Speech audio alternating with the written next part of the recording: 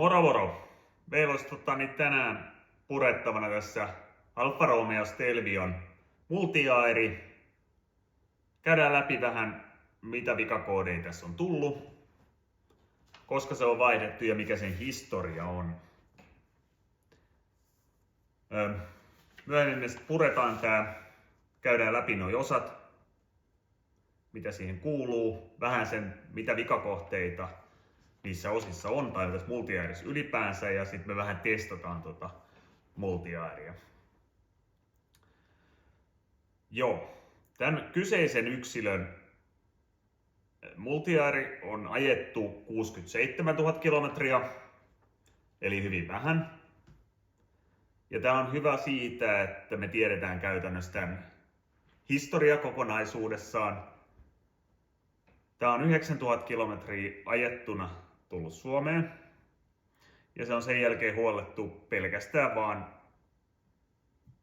valtuutusmerkkihuollossa, ja tiedetään varmuudella, että tässä on käytetty oikeita öljyjä, mitä näissä kuuluu käyttää. Multiaeri on hyvin herkkä öljyille, ja näissä tulee käyttää Selenian Digitech 0V30. Ei muita. Tämä kyseinen yksilö alkoi ekan kerran 55 000 kilometrin kohdalla oireilemaan. Ja silloin vaihdettiin öljyt. 65 000 kohdalla yritettiin vielä vaihtaa uudemman kerran öljyt. Ei vaikutusta. Ja 67 000 kilometrin kohdalla tähän vaihdettiin multiaeri. Ja meillä on tämä vanha multiaeri tässä nyt tässä pöydällä. Ja päästään kohta katsoa sitä. Mitä vikakoodeja tämä tosiaan antaa silloin? Niin täällä on aika tyypillisesti aina vikakoodeja cylinder misfireista. Se voi tulla eri sylintereistä, mutta aika monesti myös toi kakkonen jostain syystä, vaikka ei sille mitään loogista selitystä olekaan, niin toi kakkonen on se, mikä aika usein se vikakoodin lyö. Tässä kyseisessä yksilössä on tullut kakkosesta ja kolmosesta. Ja sitten sen lisäksi on tullut tuosta solenoidin toimivuudesta, mutta se saattaa olla vaan, että se on sen sytyttänyt, koska siellä on jo ollut sytytyskatkoksia kautta siellä ei ole öljy virrannut oikein. Eli tässä on tosiaan tullut, mä laitan tähän ruutuun nämä vikakoodit, mitä tässä on tullut, mutta täällä on vikakoodeja P1062, Cylinder 2 Oil Supply Solenoid Valve Stack. Täällä on vikakoodit P0302 ja P0303, jotka on Cylinder 2 misfire, ja P0303 on Cylinder 3 misfire. Ja sitten on lisäksi geneerinen P0300 eli Random Multiple Cylinder misfire koodit. Joo, sitten käydään läpi sitä, että miten tämä oireilee käytännössä, kun näitä cylinder misfire tulee ja missä tilanteessa. Eli yleensähän tämä aina ilmenee kylmällä ilmalla tai kylmäkäynnistyksessä ylipäänsä. Käy vähän epätasaisesti, palataan siihen kohta, mutta yleensä tämä käy pätkittäin kaikilla pytyillä, pätkittäin 3 pytyllä. Se saattaa aiheuttaa nykimistä myöskin liikkeelle lähtiessä. Sen kuulee äänestä. Ja sitten on toki huomioitava myös se, että näissä koneissa kylmällä semmoinen tietty epätasainen käynti on myös ihan normaalia, koska nämä esilämmittää katalysaattorin niin kuin hyvin monet muutkin autot. Niin se tekee sen sillä, että se käytännössä syöttää ylimääräistä bensaa, jolla myöhäisellä sytytyksellä niin sytytetään se myöhässä, jolloin se saadaan käytännössä palamaan siellä katalysaattorin hujakoilla ja saadaan sitä kautta lämmitettyä se nopeammin normaalin käyntilämpötilaan. Ja tämä on päästösuista tämä. Eli se saattaa aiheuttaa tosiaan semmoisen pienen epätasaisen käynnin normaalistikin.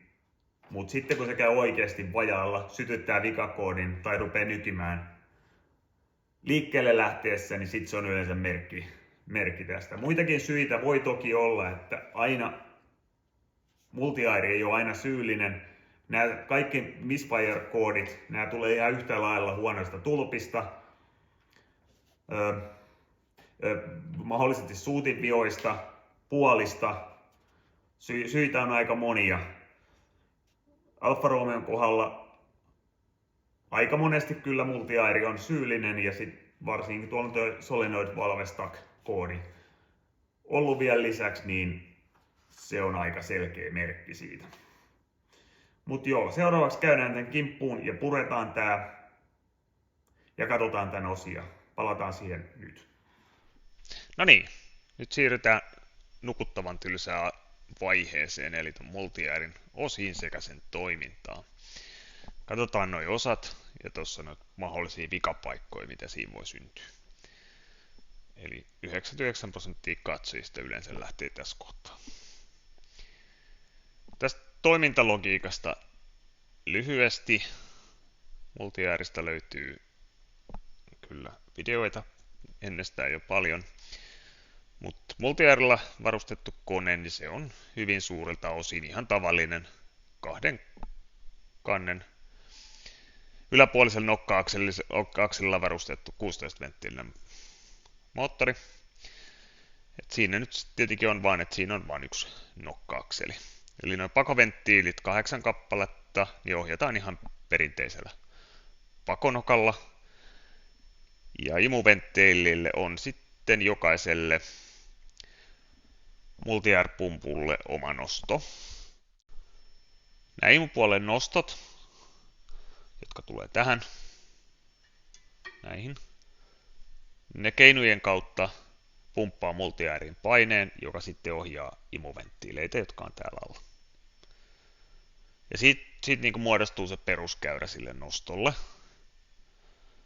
Ja sitten kun meillä on nyt nämä sähkösolenoidit täällä takana, niin pystytään sen peruskäyrän sisällä avaamaan ja sulkemaan imuventtiileitä aika lailla, miten halutaan. Aikainen nosto, myöhäinen nosto tai useampi nosto yhden perusnoston sisällä. Perinteinen VVT, eli tämmöinen muuttuva venttiilien ajoitus, niin se on kuitenkin kyvykäs vain muuttaa ajoitusta aikaisempaan tai myöhempään. Eli sinänsä mä sanoisin, että tämä elektrohydraulinen multi-air on sinänsä lähempänä free-valvea, jossa hydraulikka on jätetty kokonaan pois. Niitä ei mun käsittääkseni kyllä ole vieläkään tuotannossa. Tässä kyseisessä yksilössä niin huomioarvoista oli se, että vaikka nämä öljyt oli tosiaan vaihdettu sen 2000 kilometriä sitten, niin näissä multi-airin tällaisissa kammioissa, kanavissa, pumpussa, niin se öljy oli huomattavasti kyllä vanhempaa. Ei voida puhua ihan vielä tervasta, mutta ei se ollut koostumukseltaan eikä väriltään niin millään tavalla kyllä tuoretta. Tästä herää se kysymys, että kuinka nopeasti tuolla multi-airissa tuo öljy kiertää kautta vaihtuu, vaikka siihen uudet öljyt vaihdetaankin. Kun tätä on nyt tutkinut, niin mä en ole ihan varma, ettei tämän kyseisen yksilön turmio on just tää ollutkin.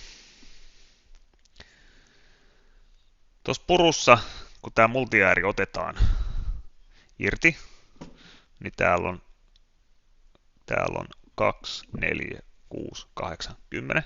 10 pulttia, jolla tämä on kiinni kannessa. Ja tämähän on osa tiivistettä, eli täällä kulkee sitten venakopan tiiviste tohon asti.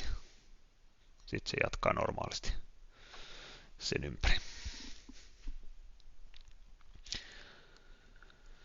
Ja kun tätä purkaa ylipäänsä ja tästä eteenpäin ottaa osiin, niin se on huomioitava, että mitään näitä multi-airin osia ei saa varaosana, eli näitä, jotka on täällä. Ainoastaan nuo orenkaat, niin niitä varmaan löytää oikein kokoisena ja oikealla materiaalilla, mutta mitään muuta käytännössä ei. Eli tässä on vaan käytettävä varovaisuutta tämän purkamisessa. Tämän multiäärin irrotus kannesta ei varsinaisesti vaadi mitään erikoistyökaluja, se nousee kyllä näistä keinuista irti siitä nokka-akselista, mutta siinä takaisin laitossa on, ja siinä takaisin laitossa tähän tulee semmoinen erikoistyökalu, joka puristaa nämä jouset kasaan, ja sitä myöden sen saa takaisin paikalle. Sitten nämä multiäärin osat, mitä on, niin täällä on nyt kaikki kannen osat. Tämä kansihan nyt on vaan kansi, joka pitää paineen tuon tiivisteen kanssa, niin tuossa oikealla puolella, mutta kun katsoo oikein tarkkaan, niin tuossa kohtaa, tuossa on ihan pieni reikä.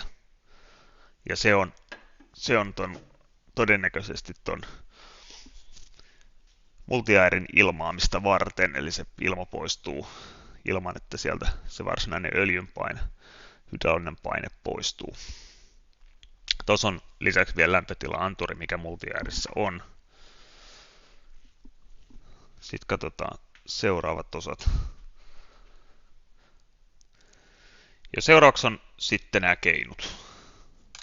Ne on tämän näköisiä. Nämä seuraa nokka-akselin määrättyä profiilia. Täällä on laakerit sisällä.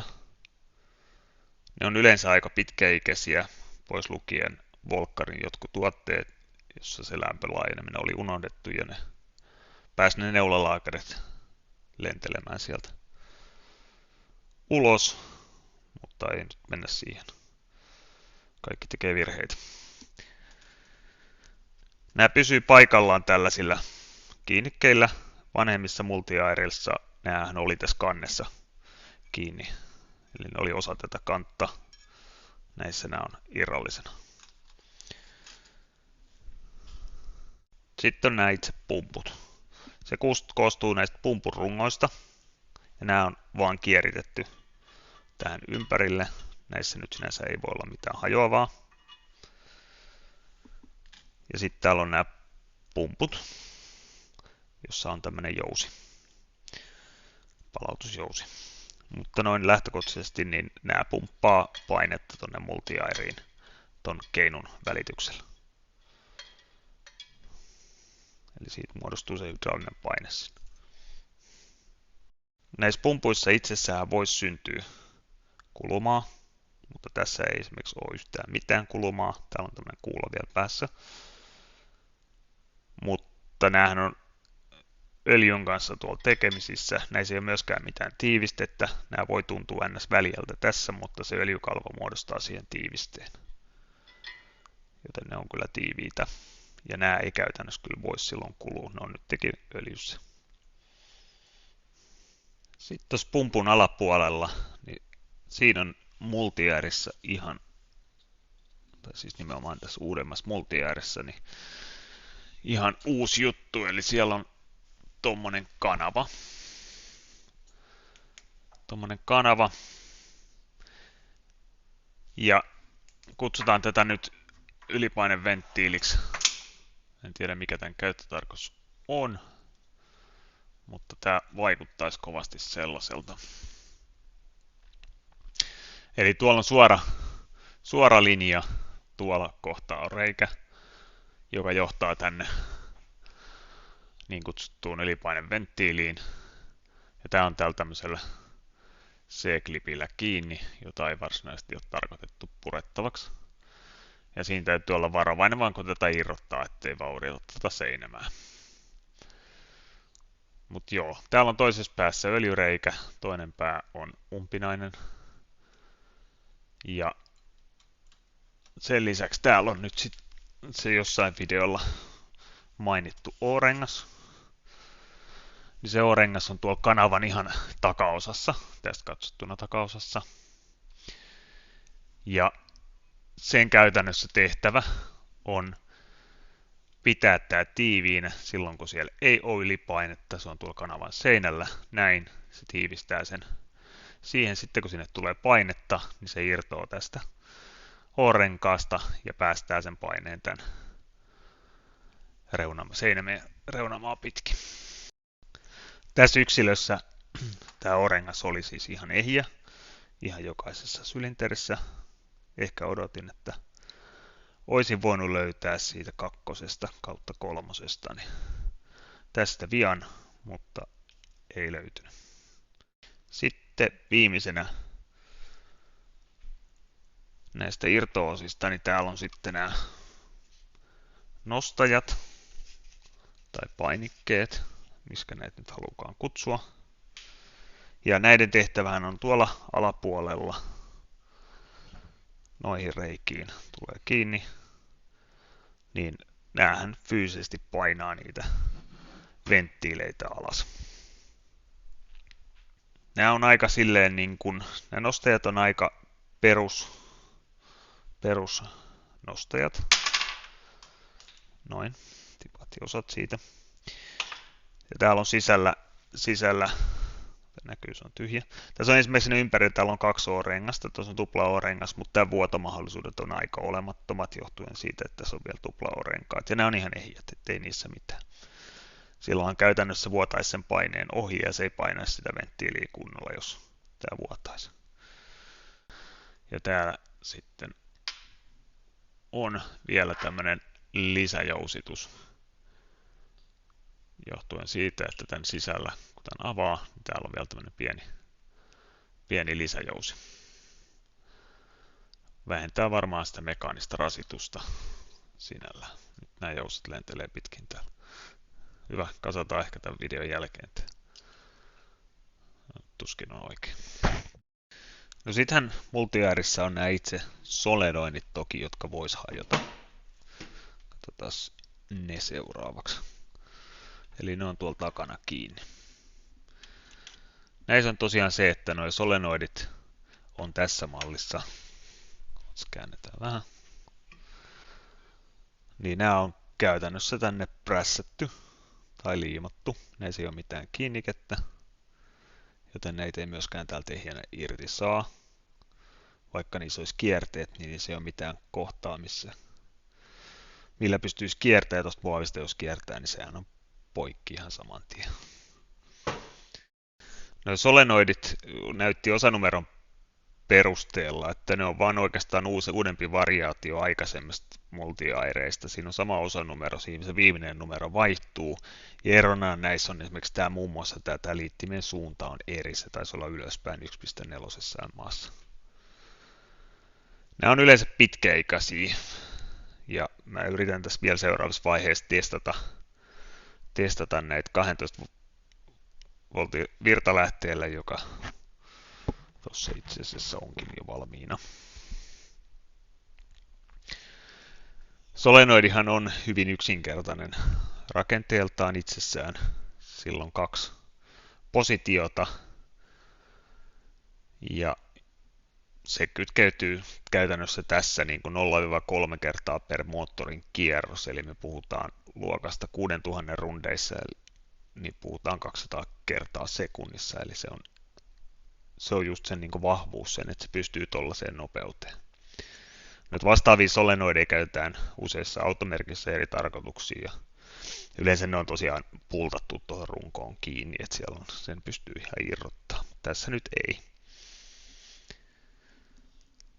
Ja sitten jos tässä nyt saisi nämä irti, niin se ei sinänsä auta, koska näitähän nyt ei saa varaosana, niin se on ihan yhtä tyhjän kanssa. Tämä runko itsessään, niin sehän nyt ei varsinaisesti voikaan koskaan vikaantuu. Tämähän on vaan, ei voi sanoa billetti, koska mun mielestä tämä on valuosa, vaikka jossain puhuttiin jostain forged alumiinista, niin tämä on mun mielestä valuosa. Mutta joo, se nyt varsinaisesti ei voi vikaantua. Siellä on X määrä noita kanavia, siellä ei varsinaisesti ole mitään kuluvaa. Ja se on sinänsä sääli, että tässä vaihdetaan koko multiääri, koska tämä on varmaan yksi kallein osa, tämä itse runko. Eli joo, tässä rungossa on paljon öljykanavia. Siinä on sekä sisään että kanavien välissä meneviä ja ulos meneviä kanavia. Sitten täällä lopussa kuin siis pohjalla, niin näkyy varmaan tuolta. Käännetään sitä kokonaan ympäri. Niin täällä on tällaisia yksisuuntaventtiileitä. Ja sama, tuossa on itse asiassa öljyn sisäänmeno. Ja tää on nimenomaan, kun tätä painaa, niin kamera ei näy. Täällä on tämmöisiä yksisuuntaventtiilejä, kun tätä painaa, niin sen huomaa, että se kuulo tavallaan paineen myötä päästää sen öljyn tonne sisään, mutta täältä multijärjestä tulevan paineen perusteella se ei päästä sitä takaisin tänne. Ihan tämmöinen perus yksisuuntaventtiilien rakenne. Joo, sitten vielä öljyn mukanahan tulee toki epäpuhtauksia aina. Ja normaalisti näissä multiääreissä ne on hoidettu suodattimella, joka on ollut tuossa, onko se nyt ollut kannen kyljessä, mutta ulkoapäin kuitenkin vaihdettavissa. Ja nämä on tässä 2-litrisessä GM:ssä, niin ne on siinä sylinterikannen välissä se suodatin. Ja käytännössä ei ole vaihdettavaa missään muussa tilanteessa oikeastaan kuin täydellisen moottorirempan yhteydessä. Ehkä se on niin tarkoitettu. Onko tämä nyt sitä huoltovapautta sitten vai ei, mutta